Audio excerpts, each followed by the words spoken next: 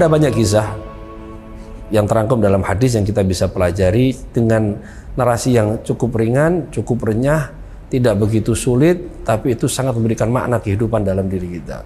Ada satu kisah yang ingin saya sampaikan. Kisah ini diceritakan oleh Sayyidina Anas bin Malik.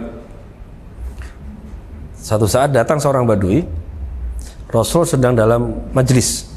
Ada beberapa sahabat sedang nyantai-nyantai di sana. Dalam pertengahan Rasul menjelaskan sesuatu, orang badui ini datang tanpa salam, tanpa kalam, kemudian bertanya, "Ya Rasulullah, mata sa'ah, kiamat itu kapan?" Apa kata Rasul? Rasul tidak mengabaikan dalam cerita itu. Rasul mengabaikan pertanyaan itu dan masih menjelaskan sesuatu kepada para sahabat yang lainnya. Sampai ditanya 3 kali, kemudian Rasul menoleh dan mencari siapa yang bertanya soal itu. Siapa tadi yang bicara yang bertanya soal kiamat kapan datangnya? Kemudian orang itu, saya ya Rasulullah.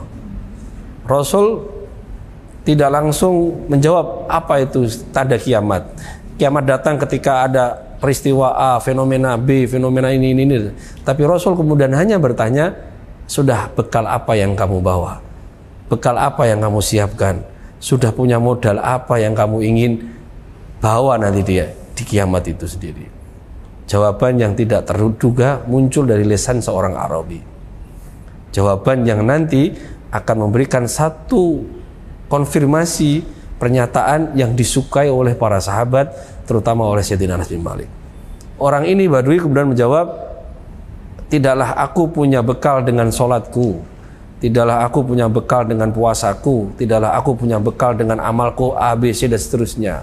Yang dia mengatakan, sholatku ya seperti ini saja, puasaku ya seperti ini saja, amal-amalku ya seperti ini saja. Tetapi aku pastikan aku punya bekal satu yang aku yakini, yaitu cinta kepada Allah dan cinta kepadamu wahai Rasulullah.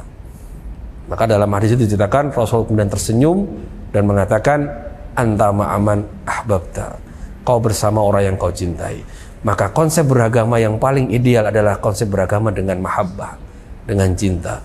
Dan apa pernyataan setelah itu kemudian Sayyidina Anas yang menceritakan cerita ini mengatakan, ma farihna bi syai'in illa ma farihna bi qaulin nabi anta ma'aman ahbabta. Tidaklah ada satu ungkapan dari Rasul yang pernah aku dengar yang aku kasih bahagia di dalamnya kecuali aku bahagia dengan pernyataan Rasul anta ma'aman ahbabta. Sayyidina Anas itu orang yang intensitasnya bersama Rasul itu 20 tahun lebih, karena beliau adalah pembantunya Rasul. Tapi selama itu tidak ada satu ungkapan yang Rasul sampaikan yang lebih membahagiakan oleh Anas kecuali pernyataan engkau bersama orang yang kau cintai. Bahkan di situ Sayyidina Anas mengatakan, dan aku berharap kelak aku bersama dengan mereka, bersama dengan Rasul, bersama dengan Abu Bakar, bersama dengan Umar, sebagaimana cintaku kepada mereka, meskipun amalku tidak setara sebagaimana amal-amal mereka.